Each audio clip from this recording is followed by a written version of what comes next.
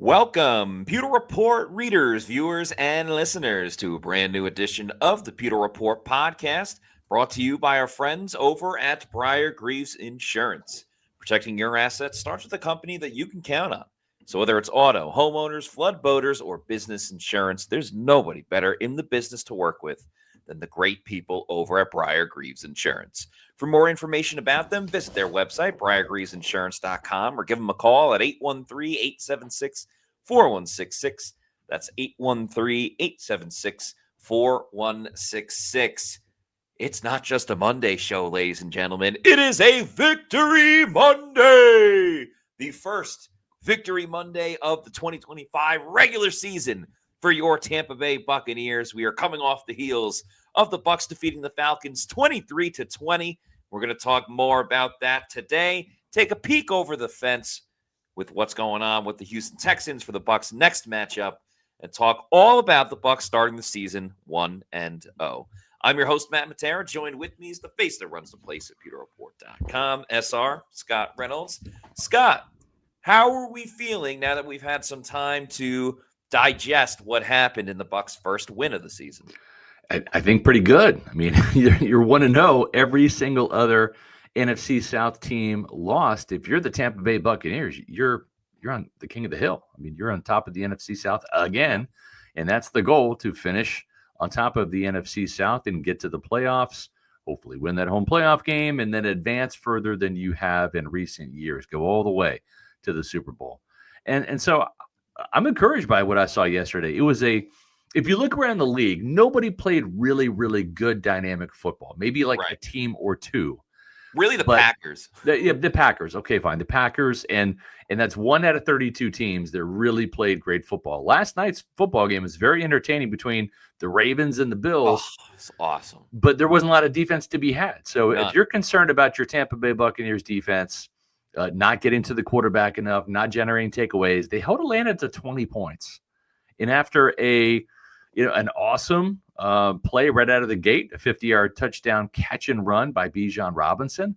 After that, it was 13 points, folks. So there's actually a lot to be excited about week one, because this team's only going to get better. Now, the opponents are only going to get better too. Yeah. But we say that there's preseason games, but how many reps did the starters get? It looked like Baker Mayfield didn't play in the preseason at all in the first quarter. Right. And then he finally kind of warmed up and got the show on the road offensively.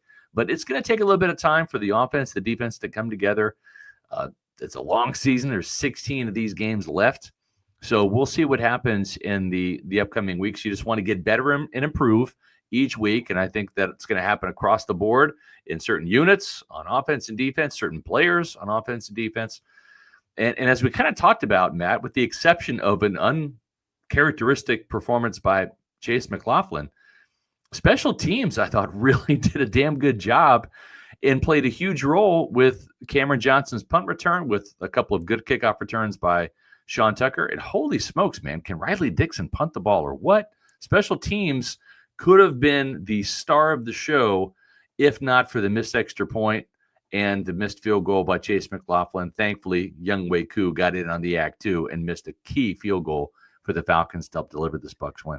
If Chase McLaughlin hits either his extra point or his field goal earlier in the game, we're giving special teams an A+. That's right. I mean, there'd be no other way to go about it. Riley Dixon was awesome in his role, and the Bucs didn't have to use him too much, but when he was available, he did a good job, had a punt inside the 10 as well. Cameron Johnson, I think that was early on. I know it wasn't that early, but to me, that was like the second big game-changing moment. The first was Vita Vea with the tackle on 4th and 1. Right. The next one was really Cameron Johnson to elicit a spark for this team that they didn't necessarily have yet going into that game. So Cameron Johnson's punt return was exceptional. And while I didn't love what Sean Tucker was doing up until the final kick return, he was great getting the ball out to around the 40 to set up that final touchdown winning drive for the Buccaneers. So special teams is in a really good spot. Their coverage was pretty good too, both on punt coverage and kick return. Hopefully they'll get more kick coverage opportunities with more points that the Bucs score. And then as far as defensively, there was times it seemed like the Bucs had their arms wrapped around Michael Penix, and he was Yeah. able to escape from the clutches of He's the good, Bucs man. getting sacks. And He's it's going to be good. a little bit of an issue with the next couple of games. C.J. Stroud certainly very mobile, and Justin Fields certainly very mobile. Now they've gone up against both of those quarterbacks before, and I think Bucs fans remember the last time they went up against the Houston Texans. But I Yeah. also feel like Atlanta got rid of the ball very, very quickly. They did. Like there weren't too many times where Michael Penix sat around there for a while. And when he did, well, then you saw what happened when he, turned into Michael Jordan from Space Jam, extending his arm Right. and getting that ball into the I end know. zone. So Yeah. it's sloppy football across the board Yeah. in September. And there were certainly things the Bucs need to clean up, but they set the foundation. They set the groundbreaking feel that this team can go places. Because if That's that's right. the beginning, just wait till they are a well-oiled machine. Just I wait know. till they're a little bit more polished. That's a good start. Plenty of room for improvement. Yeah. And you'd rather start 1-0 than 0-1. Y'all came with the super chats last night. Holy smokes. Thank you so much for your support. We're starting off today with some super chats. We're going to get to those in just a second, but there's a couple of really good comments I want to get to as well. AJ Consis, who is a Pewter Report TV channel member, says we need to go 2-0 so we can break the week 3 curse. That's right. Fun fact. We've mentioned it here. That's probably where you heard about it first, Bucs fans. Todd Bowles is undefeated now. He's 4-0 in season openers. He's actually undefeated as a Bucs head coach in week 2 as well. That bodes exceptionally well. The problem is week 3, he has lost every game as a Bucs head coach. So hopefully the Jets come in and cooperate and take the L. And they look pretty good yesterday. They were giving the Steelers fits. No one thought the Jets would score 30-plus points. Exactly, yeah, especially against that defense. But then again, it goes to show you every team in week 1, nobody plays perfect football. There's a lot to work on, right? Because you just don't play your starters in the preseason. And they have to get continuity and time to gel and some chemistry together and all of that. So if you have new people, whether they're rookies coming in, draft picks, or whether they're free agent imports, they've got to get used to this system. Like right now, Hassan Reddick is a veteran, and he's getting up to speed as quickly as he can in Todd Bowles' system. Yeah. But he doesn't know as much as Vita Vea does about this system and scheme, or Kalijah Kancey, or even Yaya Diaby. So it's going to take him a little while to get a feel for what Todd Bowles likes to do, where he's supposed to be, his landmarks, whether he's dropping in coverage, his pass rush lanes, whether he's sick in the quarterback. It's going to just take some time. And so, but it's always better to make some corrections after a win than it is a loss. And it's a good place to start on top of the NFC South as well. And it would be interesting to see what happens on Monday Night Football against the Houston Texans, and they're going to have an extra day to prepare, rest their bodies. Then they have a short week for that home opener against the New York Jets. Probably a good time just to remind everybody. And y'all came out in droves, thousands, for our Pewter pregame show and our Pewter game day show, which was an absolute blast. So just wanted to remind everybody, our next Pewter pregame show, it's going to be 9 o'clock on Monday. On Monday, not Sunday, Monday, 9 a.m., because all of our Pewter pregame shows, we've got the freshest, most current information. We told you Vita Vea was going to play. It's going to be a game time decision, but it looked good. So make sure at 9 o'clock on Monday, whether you take off from work that day, and why not? It's a game day, or whether you go to work, put your headphones in, act like you're working, and watch Matt and I. That's my recommendation. But make sure that you check out Pewter pregame at 9 a.m. If you miss it live, that's fine. We have the archive version available all the way up until kickoff, so you can enjoy that even after work on Monday. And then 7 o'clock start. This is new. 7 o'clock football for Monday Night Football. Pewter game day with Matt Matera, Daniel Morales. Absolute blast. You guys were going crazy when Mecca Buka caught that, and the Youngway Koob miss was fantastic reaction to Matt. It's fun watching you guys as well as the game. So make sure that you guys are locked in for Pewter Game Day at 7 p.m. next Monday. Yeah, had a great time doing the Pewter Game Day show with Daniel, and we keep it super interactive. Like, we get to the chat and comment as much as we can, especially during commercials during the game. That's a great time to kind of get back to the comments with everybody. So it's a lot of fun. Long way to go. And honestly, we want Bucs fans to be happy. The fans are happier when they win. But when it's a good game like it was yesterday and close and back and forth and nail biter, those are the best games to call and watch and react to. So, not every game's going to be a blowout for the Bucs, but I kind of like these high stakes games. And I know it's not great for the stress of Bucs fans, but you get the live entertainment as well. Speaking of Hassan Reddick, who we were just talking about a moment ago, and thank you, Virgin Boys, for the $1.99 super chat. It says, Emeka Buka is him. Also, love the live, Matt. Yep. LFG. Yeah, thank you. You were in there with several super chats. We appreciate you. But Hassan Reddick had 79% of the snaps in the game. He played 79% of the snaps. That was the most that he's played in his career as far as percentage-wise. Wow. Since 2021. His lone year with the Carolina Panthers, he played 83% of the snaps. Wow. Then. Now, it's not a crazy drop-off. It was from last year with the Jets, but we all know what kind of went on there. Right. But previously, he had played around 74 to 73% of the snaps when he was with the Eagles for the previous 2 seasons before that, and then bumped all the way up to 5% more at 79% for this game against Atlanta. And and Yaya Diaby was not that far behind either. I like that they were pretty top heavy when it came to the outside linebackers. I agree. We've had our questions about Chris Braswell, and we certainly know what we're going to get with Anthony Nelson, the other outside linebacker. Anthony Nelson played a little bit more than Chris Braswell, but they pretty much said, we're going with our top 2 guys, and we're not going to change it with the exception of a couple of times where they need a breather. I hope they continue to do that throughout the season, unless Braswell, makes something of his opportunities when he's in the game. But I'm all for riding the coattails of Yaya and Hassan Reddick. They did it with Shaq and JPP when they were a dynamic duo. I think they should get back to that type of recipe for that position specifically. Yeah, I'm with you, Matt. It's like, back in my day when I was watching Warren Sapp and Simeon Rice and all those guys. I mean, hey, listen, man, they didn't come out of the game. It's like if there wasn't any hockey line shifts. If Sapp literally was hurt or needed a breather, he would tap out. And back in the day, in the Dungy years, it was Tyoka Jackson. He was the super sub. He could play all 4 positions. He'd come in at nose, 3 tech, or either defensive end position.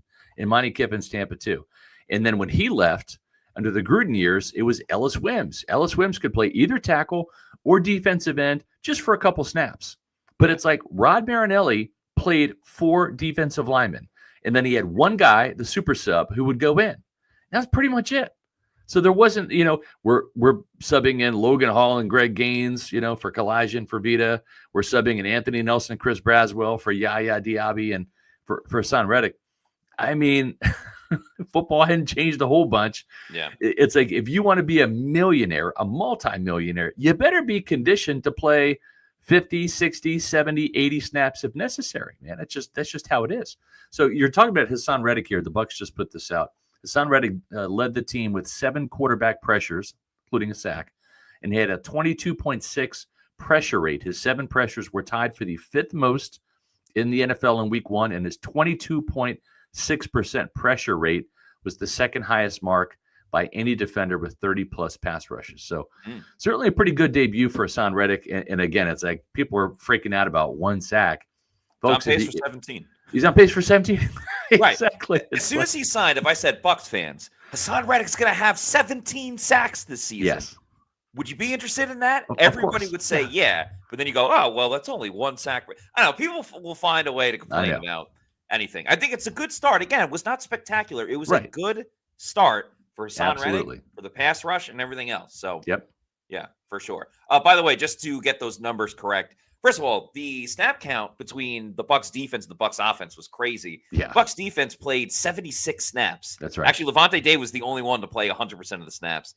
The Bucs offense was out there for 58 snaps. So almost a 20 snap difference between the offense and defense. But specifically for outside linebacker, Hassan Reddick had 60 snaps of that 76. Yaya was not far behind with 56, but then it dropped significantly. Anthony Nelson at 22, Chris Braswell at only 16. Yeah. So the Bucs are certainly. That's fine with me. Yeah, me too. Me too. And, when you have other games, wink, wink, New Orleans and opponents like that, where you build more of a lead, then you give Chris Braswell some more of those opportunities. But when you're in a dogfight, especially early in the season, I'm not going to say division on the line, but a divisional opponent who everyone has as your 1-2 leaders in that clubhouse, you got to go with the top play your best players. Yeah, there's nothing wrong with that. Play your best players. And listen, if I'm Chris Braswell and I know I'm going to be getting 12 to maybe 20 snaps a game and that's it, I got to make every one of those snaps count. If I want to earn Todd Bowles' trust and Larry Foote's trust, I got to make every single one of those snaps, especially pass rush snaps, right? Because you don't know if they're going to pass or run the ball on first, second, or third down. Who knows? But like, you got to treat each one of those downs like do or die. Like, my career's on the line. Like, I have got to make impact plays if I only get 5 snaps or 15 or whatever. And I've seen a lot of players in the NFL they feel like they're going to play 10 years in the league. They don't play with the sense of urgency. They don't do what's necessary to level up in their careers. And they end up getting, you're not doing it. Look at Jason Light, man. If you don't do a good job, he's going to draft your replacement the next year. What happened with Logan Hall? They drafted Kalijah Kancey the next year in the first round. What happened with Chris Braswell? 1.5 sacks as a second-round pick. They drafted David Walker the next year to start off day 3. So Jason Light doesn't fool around. Like, you have a small window of time to show that you're worth it. He's not necessarily going to cut you after your rookie season, although he did with Roberto Aguayo, for example, second-round pick, just didn't cut it. But you're on the clock, man. And if you don't perform, this team will continue to draft your replacement and just shove you right off the roster. I mean, look no further than Joe Tryon-Schwenka. It's very, very true. And I want to see Chris Braswell when he comes out and plays. And we're not going to spend too much time on Chris Braswell. He didn't play that much. But for Monday night, I want him, when he's in the game, to play like his hair is on fire. Just go all out, crazy, do everything you can. Try to get a jump start. Don't go off sides, though. Don't commit a penalty. And he did. And he did. So I appreciate that type of aggressiveness, but he's got to play like this is the last game of his career. That's right. He's got to play like there's no tomorrow. Yeah. Because the clock is ticking. Now he's got a little bit of time just based on the fact that David Walker's out for the entire season. But the Bucs will pivot if they need to. There's no doubt about it. They already like Anthony Nelson better. I mean, just look at the snap counts, And folks, if you haven't had a chance to go to pewterreport.com, this is a great opportunity to let you know about that. Matt every Monday writes snap counts, and it's very in-depth. I think this is your best one. You always do a great job, Matt, but just the insight into what's going on in terms of the Bucs depth and how it all plays out. It's a fantastic read. Make sure you go to pewterreport.com after the game and then on the next day. Got my 2-point conversion column, my post-game column out. Matt, you learned some things. You have a story up on pewterreport.com, I think probably right about now, about the offensive line and how that was kind of an interesting story, a backstory. And we're going to get to that in a second. We know it's a Victory Monday. We also know it is a Monday, which means at 4:20, we do this for you guys because you show up en masse on Mondays from around the world, around the state, around the country, and we love it. It's this thing that we do every Monday at 4:20 or thereabouts, and it's called Roll Call. That's right. We love our fans, the Pewter people, Bucs fans. We appreciate each and every one of you. We love that we have fans from all over, not just Tampa or the United States. We got international fans as well. And we love interacting with our fans as much as we possibly can. And this is one way that we do it, where one of us will go on a conversation about the Tampa Bay Buccaneers. And in the meantime, while we're talking about the Bucs, if you want to put in the chat where you are watching the show from, we will put it on the screen as well and give some personal shout outs as well, like David Bartleson watching from Naples, Florida. So without further ado, Scott, whenever you're ready, we can get this roll call rolling up. All right.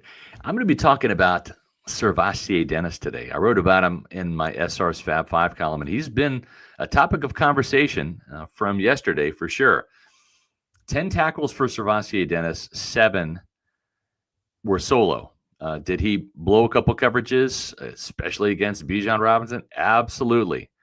Servatier Dennis got his first NFL start yesterday at middle linebacker as well. That's not an easy position. It's a lot to do. You got to direct the defense. You're like a traffic cop, right? And after you get the defense set and you have a beat on what you think the offense is going to do in terms of down and distance, the formation that they're in, the personnel grouping that they're in, where they are in the field in terms of their side of the field, your side of the field, what have you. Oh, then you got to do your job. You got to do your assignment. It's a lot to put on a player. And he's got the football IQ and the ability to do this. But let's not make any mistakes here. He's a fifth-round pick for a reason. He's a little undersized. He's not the fastest guy in the world, but he's a very good instinctive linebacker. And I think he has a chance of actually being a really good one, really. Is he going to be Derek Brooks or Hardy Nickerson or Levante David? No, I don't think that he's going to be that caliber of a linebacker. But can he be a Shelton Quarles? Maybe. Can he be a Mason Foster or Barrett Ruud? I think there's a chance. And those were some pretty good linebackers. Remember, Shelton Quarles was the middle linebacker who went to the Pro Bowl only 1 year. But what year was it? It was 2002 when he replaced Jamie Duncan and Nate Webster at linebacker in the middle of that defense. And he played next to Derek Brooks, who had a NFL Defensive Player of the Year season in 2002 in helping the Bucs win the Super Bowl. But here's the thing about Servatier. He's going to get better. Folks, this was one game. He was going up against not just a first-round running back talent in Bijan Robinson, a top 10 talent. Okay? Bijan Robinson, when he catches the ball out in the flat, is going to outrun a lot of linebackers. A lot of linebackers that are even better than Servatier Dennis. So let's give this kid a little bit of time to develop and get better. I loved how he was aggressive in the run game. I think right now he's already an upgrade over KJ Britt. And I believe that this kid is only going to get better. He's got the want to. He has learned a lot behind the scenes from Levante David. And I just think that there's some good things I saw in film yesterday that make me feel like the arrow is pointing up. Let's not say this guy is a bust just yet, okay? Because we've said that before. Remember Luke Gedeke? That's what came to mind for me. Remember how Zion McCollum couldn't catch a cold, couldn't tackle anything as a rookie? And look what they've developed into. My memory serves me, Matt. What happened last week? They both got long-term contract extensions. They did. Because they've developed. Sometimes you have that guy like Tristan Wirfs, like, you open the can, you take out Tristan, and he's a Pro Bowler, right? Sometimes you have a guy like Bucky Irving, fourth-round draft pick, shot out of a cannon as a rookie, and he just bursts onto the scene, and he's the real deal. Sometimes you have an Emeka Egbuka who just, hey, Todd, we need another Chris Godwin because we're not sure if, Chris Godwin's going to be available this year. All right, let's just draft one. Let's just draft Chris Godwin, shall we, in the first round with our pick, and then scheme him up to catch, I don't know, game-winning touchdowns in his first NFL start. Sometimes your rookies are like that. Sometimes players just come ready to use out of the box. Yeah, sometimes it takes time to develop. So all I'm saying is, I don't know how good or bad Servatier Dennis is going to be. I don't know if he's going to be average, good, or great. I don't think he's going to be bad. I think right now he's already an upgrade over KJ Britt in terms of athleticism, football IQ, playmaking ability. Let's put it this way. KJ Britt had 2 tackles for loss all of last year. Servatier Dennis had 2 yesterday. Okay. And do I think that he is better in man coverage? No, I think he's better in zone. I would spot drop him as Todd Bowles liked to do with his linebackers last year, although Britt just couldn't cover. He just didn't have the speed. He was not good going in reverse. He was good, driving forward.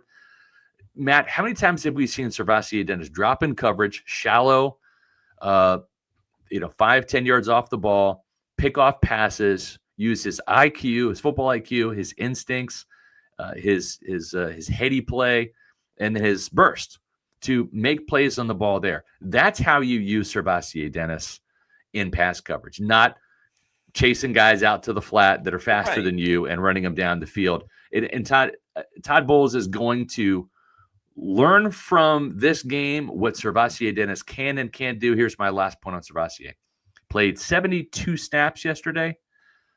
He played a total of 103 snaps in 4 games last year. So he played one game, the most snaps he's ever played in the NFL in one game yesterday. And he almost played as many snaps as he played in the first 4 games last year. His rookie season, he played 103 snaps. So that was the entire rookie season. A couple plays here and there and all that. So in one game, he's played as much as he did all of his rookie season and then in the 4 games last year. So let's give this kid some time before we bash him into oblivion and say he can't play. I already think he's better than KJ Britt. Yeah, we need more of a sample size than one game. And people want to argue, well, it is his 3rd year, but it's his 1st year as a starter. So I think by the end of the season, we'll have way more of an idea and an answer of, is he the future at inside linebacker for this team? Because at that point, you'll have one more year with Servassier Dennis to decide if he can be the guy. But you bring up some really great points when you compare it to both KJ Britt and just his overall career and his outcome. And Todd Bowles said as well today, he described Servassier's performance as up and down. He said he had 2 mistakes in the game. Yep. Each of those mistakes were against Bijan Robinson. And you know what? A lot of people are going to have those same mistakes against Bijan Robinson with the quickness. So maybe it wasn't putting Servassier Dennis in the right position in that aspect. But that's why Todd Bowles will go, readjust, realign, see what works better for Servassier and this entire defense, and they'll go from there. We can't speculate anything after one game. I mean, look at last season. This is a little bit of a different example. Last season, the New Orleans Saints went 2-0 to begin the season. That's right. They didn't come close to vying for a spot in the postseason, let alone the NFC South division. Servassier Dennis, again, had some bad moments, had some good moments too. Yep. We can't just harp on the bad moments and ignore when he, made some nice plays. So by the end of the month, we'll have a way better idea. And then, of course, by the end of the season, we will too. Yeah, I'm with you.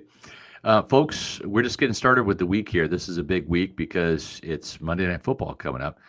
And we're going to jump to the back of the line here, let you all know. If you're not a Pewter Platinum or Premier member, you're missing out because Matt and I do a bonus podcast that is just as good as any of the podcasts we do during the week. So if you can't get enough of Pewter Report podcasts, we have a bonus one on Friday. We call it the Pewter Insider.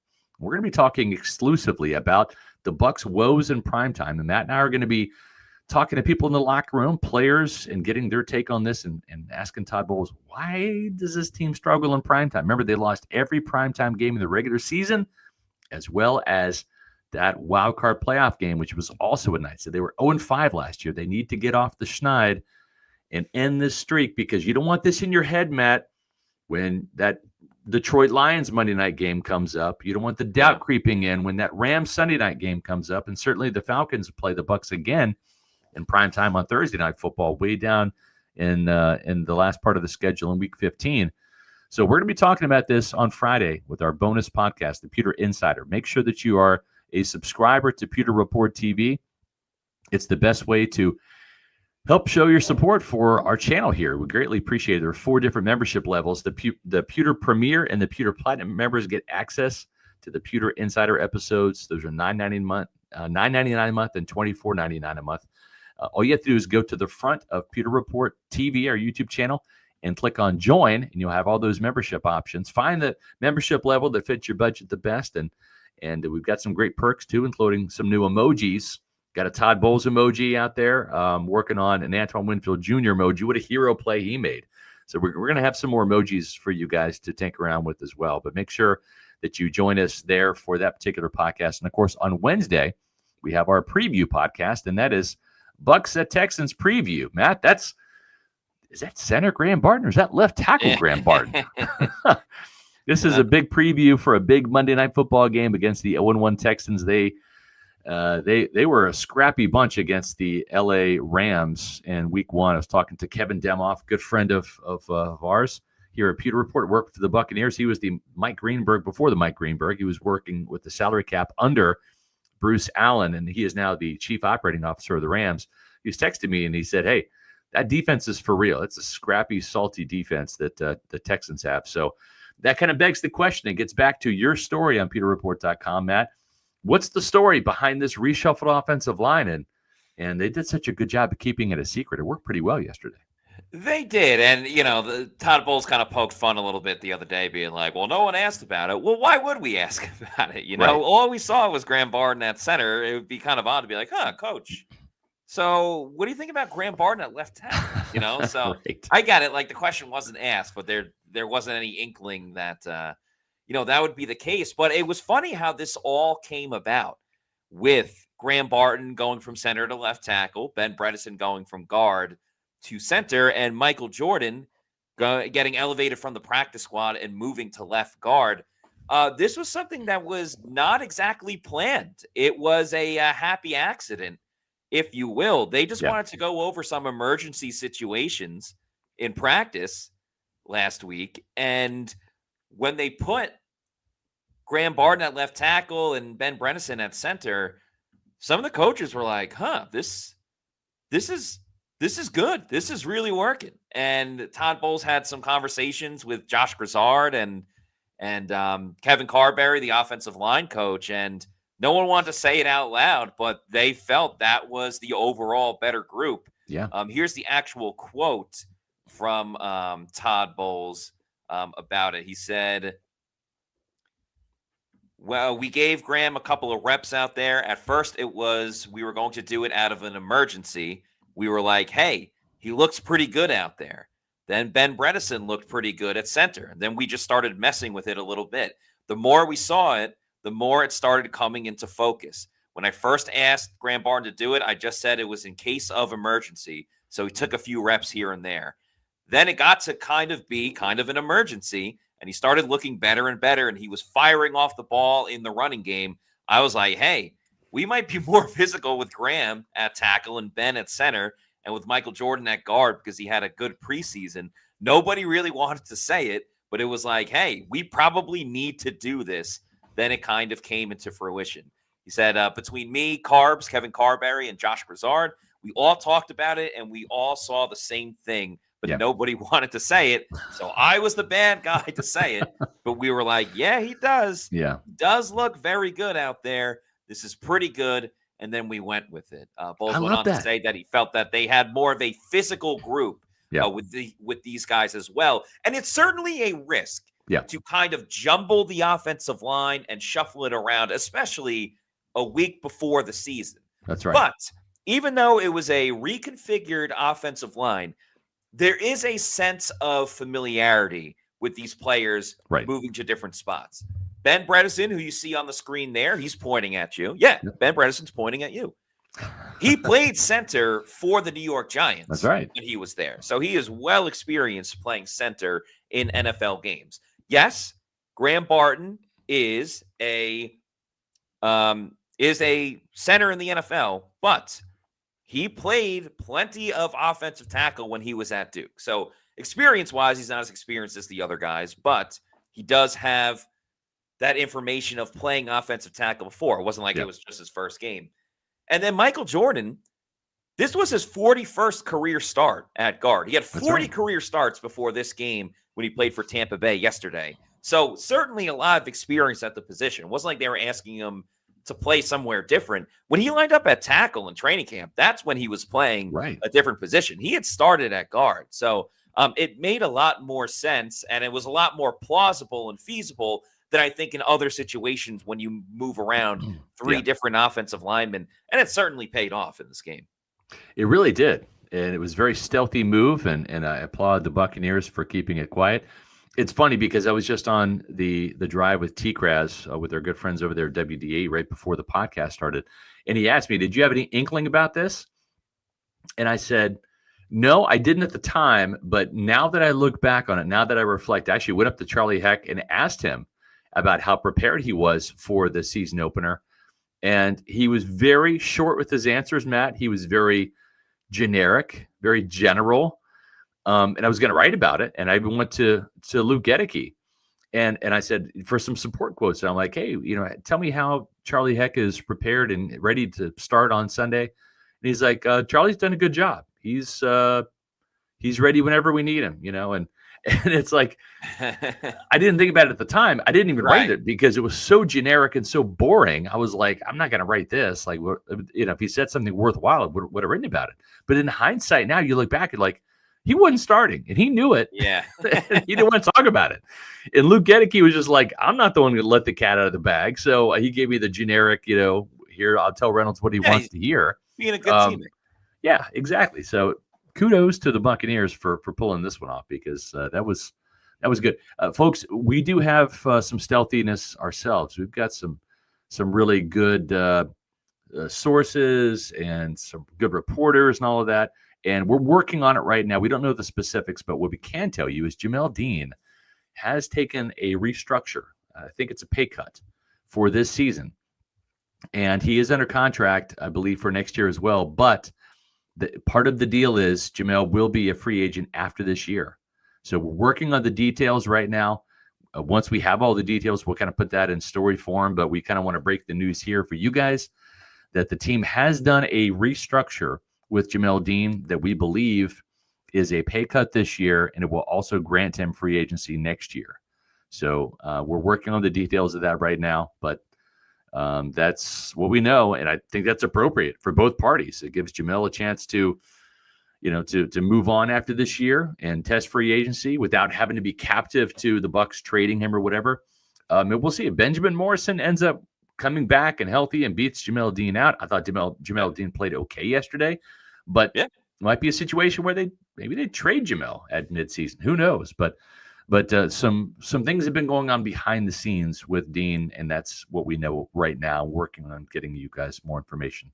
Teams can always use corner health because it seems like players get hurt all the time at that position. Benjamin Morrison gives the Bucs more options. Same with Jacob Parrish. I mean, he might not play slot corner for the entirety of his career, plus Bryce Hall on the practice squad. So the Bucs certainly have options. And there's a good opportunity for Jamal Dean, too. I mean, not with the pay cut, but the opportunity to hit free agency. I mean, there was a time when Carlton Davis was on this team, and the thought was, this might be Carlton's last year. He gets traded to the Lions. It's a pretty good year, and then got paid pretty well in free agency this year, going to the New England Patriots. So if Jamal Dean ends up having a solid season, he could find a home somewhere else after Tampa Bay after this season. And who knows, if he plays great, maybe something else comes up and he stays with Tampa Bay. I know some people were unhappy with how he played. Certainly the face mask penalty wasn't ideal, especially with Yaya Diaby getting to the quarterback on that play. But I think Jamal Dean, the veteran presence, understanding this defense, knowing what he has to do, people want to get rid of him already. There is great depth, but you got to let that depth develop. Benjamin Morrison did not play in the preseason at all. He wasn't even dressed for this game because of his injury. So interesting news, certainly, with Jamal Dean, and we'll see how it unfolds this entire season, but certainly something to pay attention to this week, the rest of the season, and certainly during the trade deadline to see if Tampa Bay decides to move in a different direction and get a draft pick out of it or something like that, which Jason Light loves accumulating those draft picks. For sure. We have a new YouTube member. We appreciate the channel membership. Bill Vincent, thank you very much. And Bill, we hope that you're doing well after Sunday's game. This cardiologist wants him to quit watching Bucs games, so that's fantastic. I know that it was a bit of a tense game on Sunday. Hopefully the Buccaneers get some blowouts this season like they had last year against the Giants, the Chargers, the Saints in the second half, and can help the health and well-being, the mental health and physical health of a lot of Buccaneer fans out there. But we've got a lot of super chats to get to, so let's get rolling.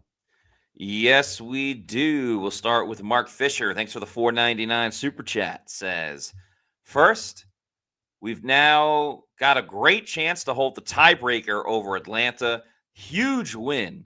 Question, is the offensive line situation now a source of confidence / concern with the shakeup?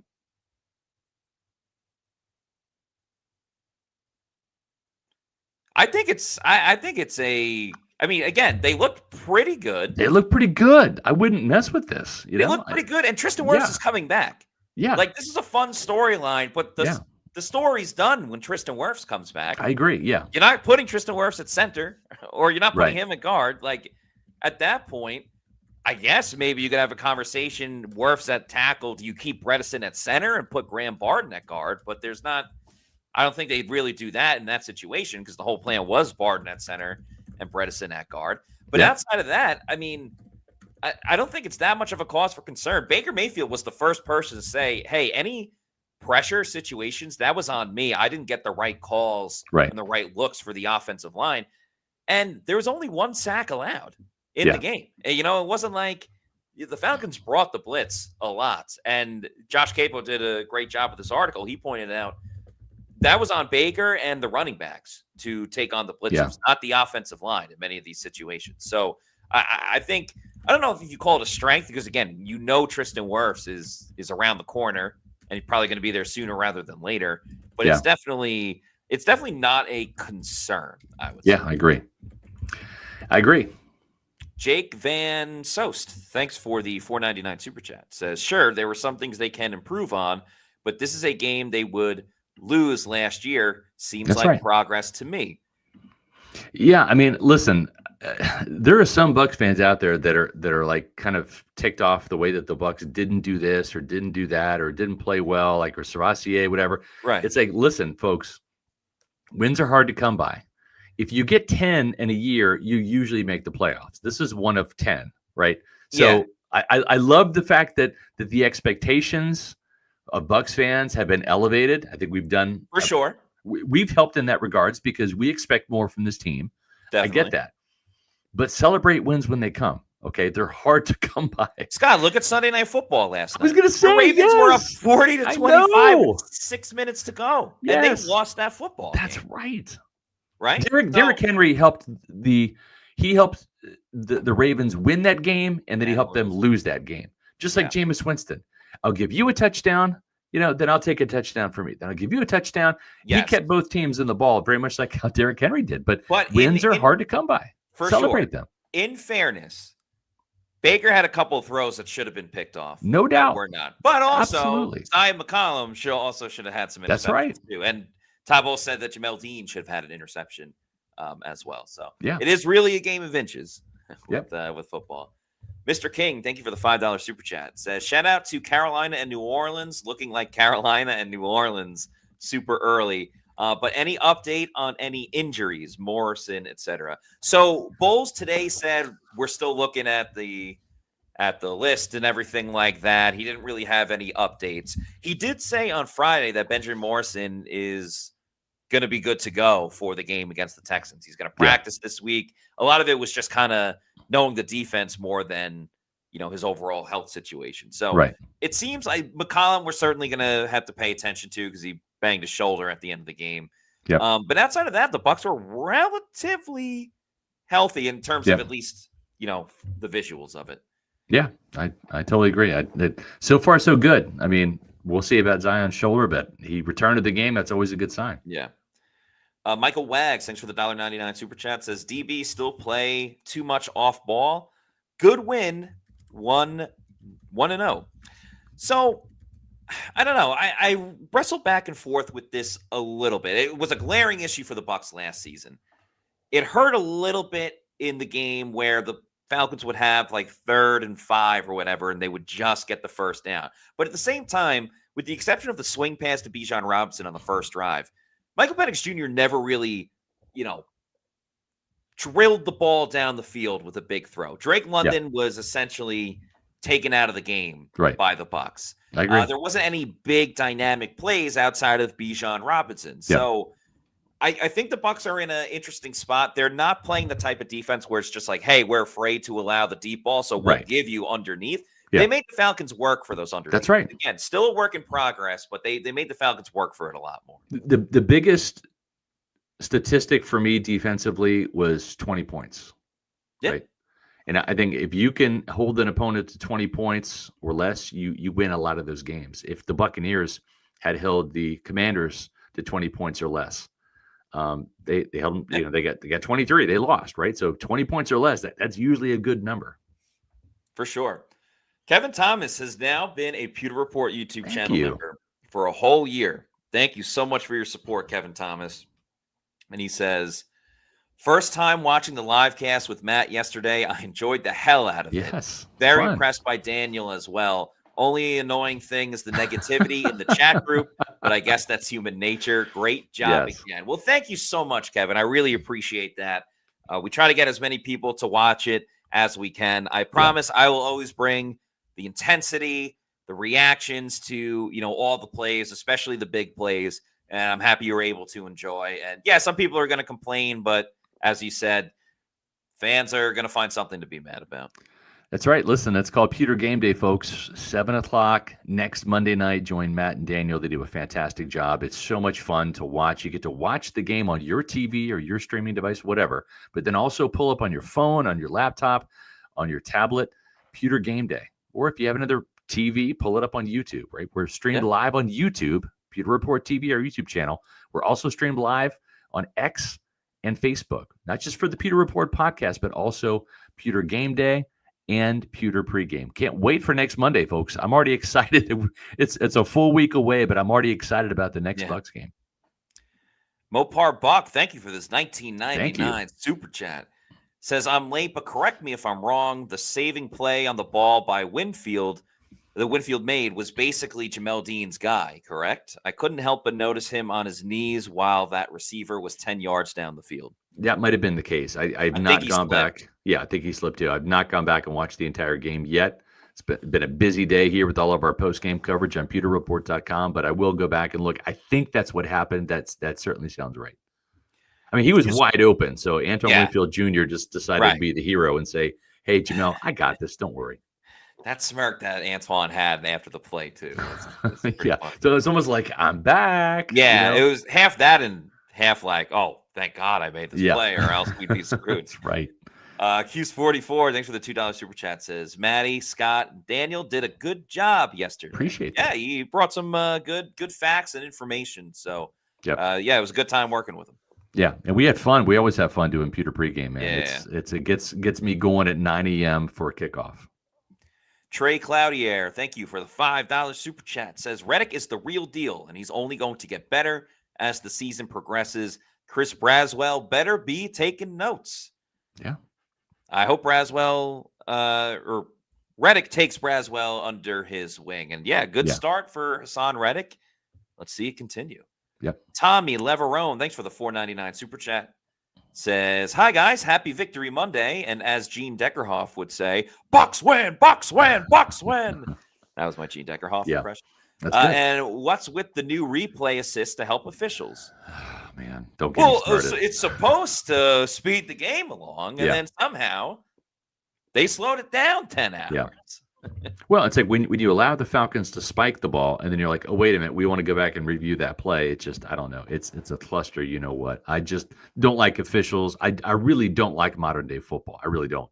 Take me back to the 1980s or 90s where, roughing the passer was like you pretty much had to decapitate the quarterback for that to be called. Now it's just like you touch the quarterback wrong, you get the call. I don't know what a catch is anymore. I don't know. I'm lost, but that's all I have. Bucs fan since Leroy63. Thank you for the $5 super chat. How do you see the futures of Walker and Roberts in the front seven? If things continue to progress, and this is a big if because we saw a fraction of David Walker in terms of what he was able to do, and that was mostly in shorts and T-shirts. Yeah. But if he lives up to the hype in the draft billing, I think at the very least he could supplant Chris Braswell as the number 3 outside linebacker. Is he going to be the absolute eventual replacement for Hassan Reddick? I have no idea. Can't make that projection. What I can say is Elijah Roberts had a very, very good training camp in preseason. He got some snaps yesterday, Matt. The arrow's pointing up for him. He very well could be that replacement for Logan Hall next year. I think Hall probably moves on in free agency because you got to pay Kalijah Kancey next. Mm-hmm. And I got to see more from Kalijah Kancey, to be honest. If you're a first-round draft pick, it was a first game. Well, yeah, that's true. Yeah, I thought the season started in a month. Yeah, I mean, he kind of shared a sack a little bit with Yaya Diaby. Kind of gave him a little bit of an assist here. That play didn't count because of Jamel's face mask penalty. But Kalijah Kancey, listen, if you're that guy, and I'm not calling him out, I'm just spitting facts here. But if you're a first-round pick, and you're going up against a Pro Bowl guard in Chris Lindstrom, you got to at least hurt him too. Yeah. Elijah Cansey was nowhere to be found on the stat sheet. So at some point in time, if you want to be a Pro Bowler yourself, you got to go toe-to-toe with Pro Bowlers and show that you can inflict as much damage to them as they can inflict on you. Yeah, Vita Vea was definitely more of the standout than Elijah Cansey in terms of the defensive bum, tackles, foot, and all. Yep. Which brings us to Vita Vea, as Timothy Fitzgerald with the $2 super chat, thank you, says, tale of 2 4th and 1s. Mike converts and Vita stuffs. Yeah, that was I like that they went for offensively for the Bucs. I like that they went for it on 4th down, but that was a risque play call a little bit. What's interesting is the play before they tried to run it with Bucky. It was a very interesting concept because they actually moved Graham Barton, who, again, had already moved to left tackle. They moved Graham to the right side, and he lined up next to Luke Gedeke. So he was essentially a tight end. Right. And Payne Durham was next to Michael Jordan on the left side. Yep. And he was technically the left tackle on that play. But Barton missed the block, unfortunately, and Bucky didn't get it. But they did get it on the next play. Yep. And I've said before, Vita's 4th and 1 stop was the first momentum shifter of the game. Again, stupid by Atlanta to go shotgun on 4th and 1, but that's their mistake, so I'm not going to correct them on it. But yeah, great job by Vita Vea. Shaggy has been a YouTube channel member for 13 months. Thank you so much. Appreciate it, Shaggy. Thanks, man. Says, we suddenly have a very good problem in offensive line. Incredible depth. They got depth. Michael Jordan, a practice squad player, starting and playing well. Elijah Klein, still ready to go. Good spot to have. No doubt. And now if something happens to Luke Gedeke or Tristan Wirfs when he comes back, you can always move Graham Barton to tackle. Yeah. So, Meets McGee with a new logo as well. Thank you for the $2 super chat. Says, I believe I saw Eli Roberts put heat on the edge.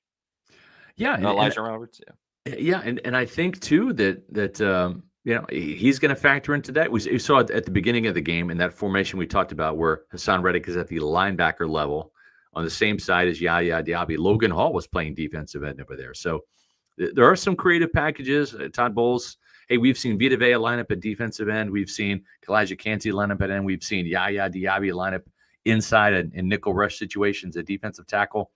We've seen Vita Vea as a off-the-ball linebacker. Yeah. I mean, who knows where Todd Bowles is going to line you up if you're a defensive piece. He likes to move around the chessboard, those pieces. So it's fun. Elijah's going to be a good player, I think. I love when they do some different stunts and things like that. So I like when it works. Let's put it when that it way. Works, yeah. He's 813 has now been a YouTube channel member for 13 months. Let's go. Thank you so much. Says, I didn't hear Tyke's name called nor saw anything concerning live. You guys see the All-22 yet? Him locking down that safety role will be crucial. Yeah. By the way, still alive in the PR Survivor pool Me too. for now, LOL, on Splash Sports. Let's go. Yeah. Thank Matt, you for joining who did that. you pick? Who was your week one I went team? with the Arizona Cardinals over the New Orleans Saints. All right. I went with which the got Denver. a little dicey at the end. I know. I went with the Denver Broncos over that the got Tennessee a little Titans. dicey too. I did. I know. Yeah. Exactly. Yes. I think for Tyke, 11 tackles, led the team in tackles. You don't necessarily want your safeties to lead the team in tackles, although he is more of a box player. Missed some tackles too. Listen, Servassier Dennis missed 3. I think Tyke missed 2. It's a learning curve. This is like being a rookie all over again. You're playing safety rather than nickel. You got to give these guys some grace. They're good players, but they have not mastered this thing yet. They're going to make some mistakes. So let's give Tyke and let's give Servassier about 4 games. Let's judge them after the first quarter of the season and see how they do. But right now, listen, 11 tackles is better than 1 or 2.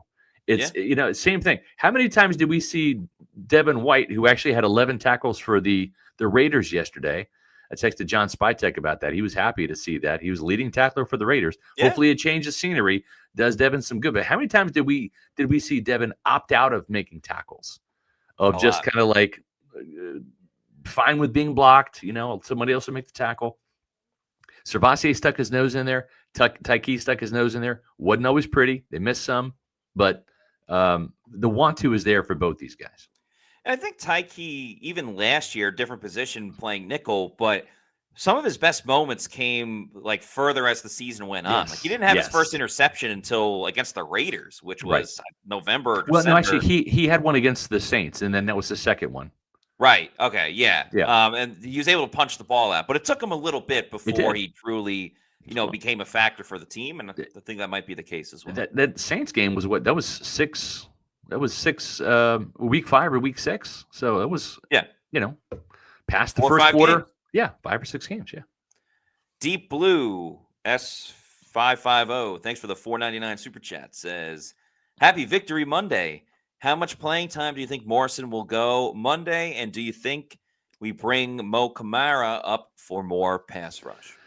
We got to kind of dig into that. I'm not sure. I'll probe my sources about how Kamara looked. Remember, he's only been in the practice squad for a week. He's only literally been practicing for a week, so it's too small of a sample size to kind of figure out, what's in store for him in terms of if he's going to threaten Marquise Watts for that fifth outside linebacker role or not. It'd probably take a couple of weeks to see.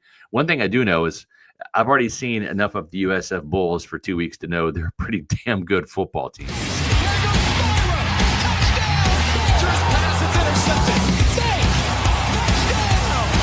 Horvath was hit as he threw.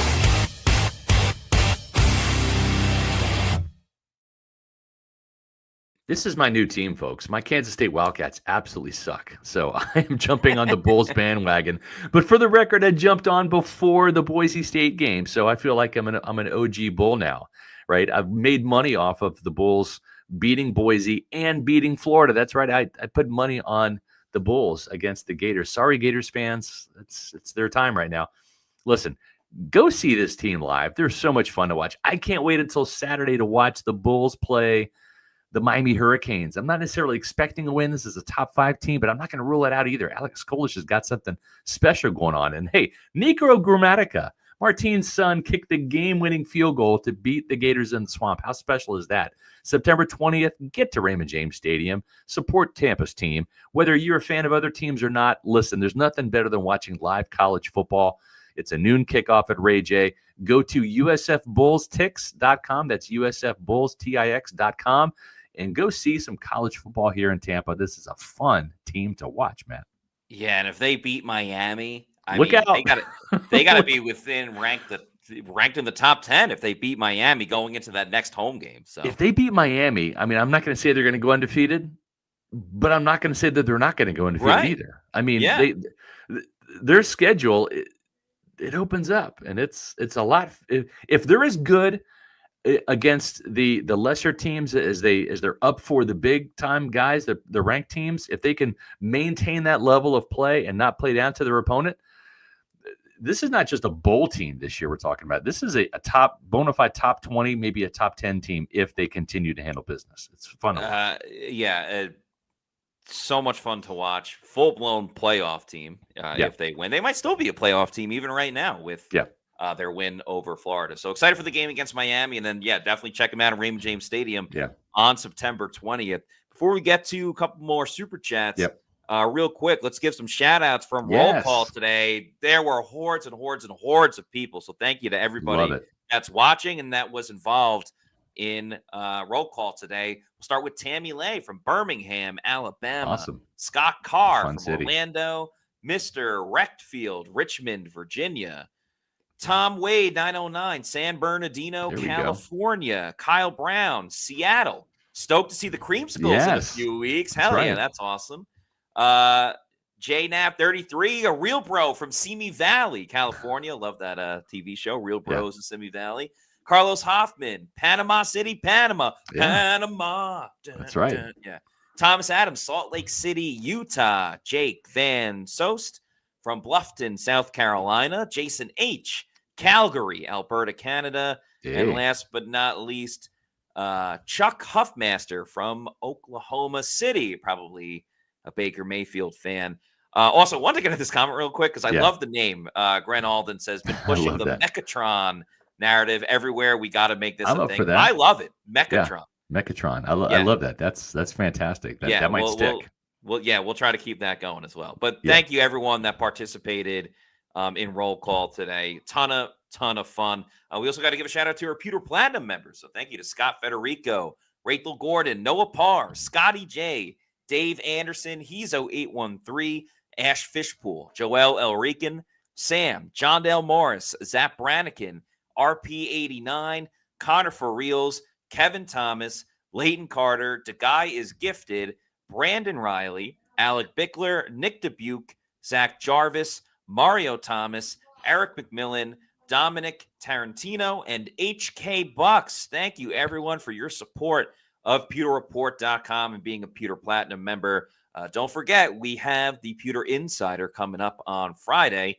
Also got to give a shout out to our Pewter Premier members. We'll let that play across the bottom because there is plenty of you, but we all thank you for your support. Yep. And there's a couple that haven't even been updated because y'all came in like gangbusters over the weekend, you Pewter Premier members. We'll have that updated, but we appreciate everybody's support. Thank you so much for supporting our YouTube channel. We have a $20 super chat from Sean McDonald who says, Alexa, add a defibrillator to my shopping cart. Delighted to be back in the Pewter Report crew for another Bucs season. We're very happy to have you. Thanks for the super chat. Very funny comment as well. Yep. And you all are the best. Callie Bucks, thanks for the $1.99 super chat. Says, we get an explanation to the timeout blunder. Yeah, I'm gonna put this on the refs because they told Todd Bowles it was a good catch, right, on the sidelines. And Baker obviously was looking for the timeout. There was something on offense that he wasn't like his. This wasn't Todd running down the sidelines doing the timeout thing. He was looking over the sidelines. Baker was not even like under center. There was something that was happening that he wanted to discuss with Josh Grizzard. Right. And the sideline official said that the catch by Tez Johnson was good. And as a result, so they had moved on to the next play. Yeah, they're like, okay, we got a 3rd and 2 to focus on. Yeah. Not, is it? Yeah. Yeah, exactly. And then they decided to go back and look at it, and it kind of screwed the Bucs. But hey, listen, it's all water under the bridge now. The Bucs won this game, so that's all that matters. And I thought outside of that, Todd was good with his timeout management. Yes. Shout out Zach Bestline. Connor for Reals, thank you for this $10 super chat. Says, I think we're a Chris Godwin, Tristan Wirfs, Benjamin Morrison away from being Super Bowl contenders. Only concern for me is pass rush, but if we can generate turnovers, I think we're Super Bowl ready. Y'all's thoughts? Yeah, I think so too. The cavalry's coming. I mean, they have really good players on the bench that have not even seen action this year. Jalen McMillan's another one, right? So it's only a matter of time before you get some healthy bodies back. Tristan Wirfs, I believe, will come back for the Jets game. I think that's the target date. I've kind of heard that whispered in the building, and that seems about right. We think that he's very, very close to coming back. So that seems to me, and listen, Tristan's going to want to be in the creamsicles. 1976 jerseys. He's going to want to play in that. It's going to be a cool fanfare experience there. So help is on the way. Help is also on the way when you give Briar Greaves Insurance a phone call. Are you paying too much for your car insurance or your homeowner's insurance? Do you know if you are or not? Here's what I want you to do. Give Briar Greaves Insurance a call at 1-813-876-4166. It's 813-876-4166. Give them a call and say, hey, can you check and see if I'm paying too much for car insurance or homeowners insurance? They have so many different insurance companies that they rep. They're going to do all the legwork for you, save you time, save you phone calls, and find out if you are paying too much for your insurance. And if you are, they can help you. They're my insurance agents of choice. And also, Jason Light uses Briar Greaves Insurance. He said that on the Pewter Report podcast this summer. Protecting your assets starts with a company you can count on. Work with an independent agency you can trust. They can help you not just in the Tampa Bay area, but all across the state. So give Briar Greaves Insurance a call or visit them on the web at briargreavesinsurance.com. That's Briar, B-R-I-E-R, Greaves, G-R-I-E-V-E-S, insurance.com. Folks, we're in hurricane season. We know that the hurricanes waited till October of last year to cause havoc in this area. So make sure that you have flood insurance as well as homeowners insurance if you're in a low-lying area or a flood zone. Homeowners insurance will not protect you from rising water, whether it's from a creek, a river, or storm surge if you live near the ocean. Make sure that you have flood insurance. A lot of Floridians got caught Unfortunately, with the tides, if you will, by not having flood insurance, they lost everything because homeowners insurance protects against wind damage and fire damage and things like that, but not water coming into your home. So please make sure that you are properly insured. Give Briar Greaves Insurance a call, and they can also write a flood insurance for you, as well as boaters insurance and business insurance. Briar Greaves Insurance, again, protecting your assets starts with a company you can count on. So make sure you give Briar Greaves Insurance a call, and then, if you're not already doing so, please make sure you follow us on all of our social media on X, Facebook, and Instagram. We are at Pewter Report, and our YouTube channel is Pewter Report TV. So please like and subscribe. Leave a comment on this video. How are you feeling about the Bucs now that you've had more time to think about the Bucs game? Just a reminder for everybody, no show tomorrow because we're on our regular season schedule. There will be Bucs at Texans preview Wednesday at 4 o'clock. We'll also have another podcast on Thursday at 4 o'clock. Our Pewter Insider is on Friday. Time might be a little bit later because everything is pushed back for the Bucs in terms of media availability with them playing on Monday. So keep an eye out for that. But Pewter Insider will be a little bit later than 1:30. Probably 4 o'clock-ish. Yeah, probably we'll probably the just same time. Continuity. But that's going to do for us on today's show. This is a lot of fun. Happy Victory Monday again to everybody. For Scott Reynolds, I'm Matt Matera saying thanks everyone for watching. We'll see you Wednesday for another edition of the Pewter Report podcast. Out.